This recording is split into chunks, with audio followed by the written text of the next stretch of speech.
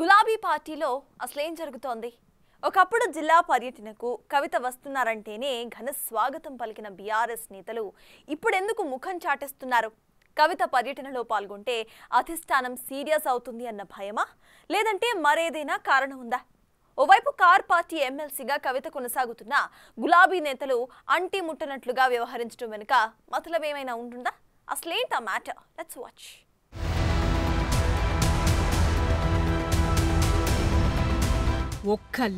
ఒకే ఒక్క లేఖతో బీఆర్ఎస్ లో పరిస్థితంతా మారిపోయిందిట. అప్పటి నుంచి మొదలైన కాక రోజు రోజుకు పెరిగి పెద్దదవుతూ అనేక పరిణామాలకు దారితీస్తోందట. అసలు లేఖేంటి, బీఆర్ఎస్ లో అది పుట్టిస్తోన్న కాకేంటన్నది చూసే ముందు ప్రస్తుతం గులాబీ పార్టీలో నెలకొన్న పరిస్థితిని ఓసారి గమనిస్తే ఎమ్మెల్సీ కవిత విషయంలో బీఆర్ఎస్ నేతల్లో హైడ్రామా నెలకొందట. ఇంకా చెప్పాలంటే అధినేత కేసీఆర్ గారాల పట్టి అయిన కవిత పర్యటనల్లో పాల్గొంటే పరిస్థితి ఎటుపోయి ఎటు వస్తుందోనన్న భయం నెలకొందట. నిజానికి బీఆర్ఎస్ లో వివిధ పదవులు నిర్వహించారు కవిత. ప్రస్తుతం పార్టీ తరపున ఎమ్మెల్సీగా కొనసాగుతున్నారు. అయితే గతంలో ఎప్పుడైనా కవిత జిల్లా పర్యటనకు వస్తున్నారంటే చాలు గులాబీ పార్టీ నేతలు చేసే హడావిడి అంతా ఇంత ఉండేది కాదనే చెప్పాలి. దగ్గరుండి స్వాగతం చెప్పటం మొదలు ఆమె నోటి నుంచి ఎలాంటి ఆదేశాలు వస్తాయని ఎదురు చూసేవారట గులాబీ నేతలు.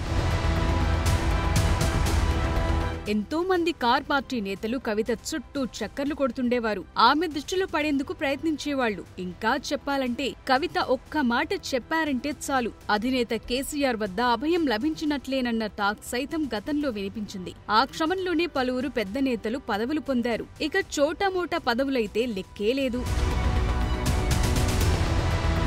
కానీ ఇప్పుడు మాత్రం సీన్ మారిందనే టాక్ పార్టీలోనే వినిపిస్తోందట. ఎమ్మెల్సీ కవిత చేపడుతున్న కార్యక్రమాల్లో పార్టీ శ్రేణులు మినహాయిస్తే పేరున్న నేతలెవరూ పెద్దగా పాల్గొనటం లేదనే టాక్ క్యాడర్ నుంచే వినిపిస్తోంది. అంతేకాదు ఇదంతా గమనించిన కవిత పార్టీ నాయకులతోనే ఈ విషయం అన్నారట.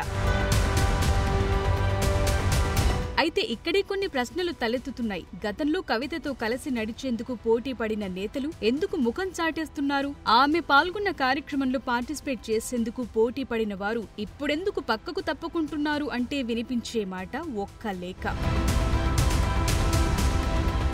ఢిల్లీ మద్యం కుంభకోణంలో జైలుకు వెళ్లటం, అనంతర పరిణామాలపై పార్టీ అధినేత కేసీఆర్ కు కొన్ని రోజుల క్రితం ఓ లేఖ రాశారు కవిత. అయితే ఆ లేఖ లీక్ కావటం బీఆర్ఎస్ లో ప్రకంపనలు పుట్టించింది. పార్టీలో ప్రస్తుతం నెలకొన్న పరిస్థితులు, తనకు ఎదురైన అనుభవాలు, ఇలా పలు అంశాలపై తండ్రి అభిప్రాయాన్ని తన తండ్రి పార్టీ అధినేత కేసీఆర్ కు లెటర్ రూపంలో రాశారు ఎమ్మెల్సీ కవిత. అలాంటి లెటర్ ఎలా లీక్ అయిందన్నది ఆమె ప్రధాన ప్రశ్న. దీనిపైనే అమెరికా నుంచి వచ్చిన తరువాత ప్రశ్నాస్త్రాలు సంధించారామె. తనలాంటి వ్యక్తి రాసిన లెటరే లీక్ అయితే ఇక మిగిలిన నేతలు, కార్యకర్తల పరిస్థితేంటని ఆవేదన వ్యక్తం చేశారామె.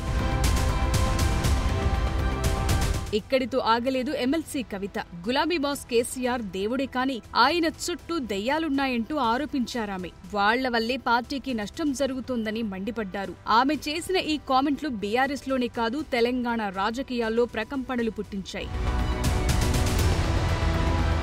కవిత లేఖ కాక పుట్టించడంతో పార్టీ తరపున స్పందించారు బీఆర్ఎస్ వర్కింగ్ ప్రెసిడెంట్ కవిత సోదరుడు కేటీఆర్. పార్టీలో అంతర్గతంగా నెలకొన్న విషయాలను ఇంటర్నల్ గా మాట్లాడితేనే మంచిదని అభిప్రాయపడ్డారు. ఏ స్థాయిలో ఉన్న నేతలైనా బహిరంగంగా మాట్లాడటం కరెక్టు కాదని చెప్పుకొచ్చారు కేటీఆర్. కవిత కామెంట్లకు కేటీఆర్ కౌంటర్ సంగతి ఎలా ఉన్నా ఒక విషయంపై మాత్రం విస్తృతంగా చర్చ జరిగింది. అదే ఎమ్మెల్సీ కవిత ఆరోపించినట్లుగా కేసీఆర్ దేవుడైతే మరి దెయ్యాలెవరు అన్నది తెలంగాణ పాలిటిక్స్ లో చర్చనీయాంశంగా మారింది. దీనిపై ప్రత్యర్థి పార్టీల నేతలు విమర్శల బాణాలు ఎక్కుపెట్టడంతో బీఆర్ఎస్ ఇంటర్నల్ పాలిటిక్స్ కాస్త రాష్ట్ర పాలిటిక్స్ గా మారిన పరిస్థితి నెలకొంది. ఇక అప్పటి వరకు ఇంటర్నల్ గా సాగిన విభేదాలు కవిత లేఖ లీక్ వ్యవహారం నుంచి రచ్చకెక్కాయి. దీనికి కేటీఆర్ కామెంట్లు జతకావటంతో పార్టీకి చెందిన సీనియర్లు, బడా నాయకులు ఎందుకొచ్చిన తంట అని మౌనం వహించారట. దేనికి తోడు పార్టీ తరపున ఎమ్మెల్సీగా ఉన్న కవిత మాత్రం జాగృతి తరపున తన కార్యక్రమాలు చేపడుతూ పోతున్నారు. జాగృతిలోకి వచ్చిన వారికి కండువాలు కప్పటంతో పాటు తాను స్వయంగా బీసీ రిజర్వేషన్లు, బనకచెర్ల వివాదం సహా మరికొన్ని అంశాలు ప్రస్తావిస్తూ ముందుకు సాగుతున్నారు. ఓవైపు కేటీఆర్, హరీష్ రావు సహా ఇతర నేతలు అన్నట్లుగా ఉంటే మరోవైపు ఎమ్మెల్సీ కవిత ఒక్కరే కనిపిస్తున్నారు. దీంతో ఎటువైపు ఉండాలో తేల్చుకోలేకపోతున్నారట గులాబీ సీనియర్ నేతలు. దీంతో ఇప్పటికైనా పరిస్థితిలో మార్పు వస్తుందా లేదంటే ఇంకా తమకు ఇబ్బందులు తప్పవా అని లోలోన గుబులు చెందుతున్నారట.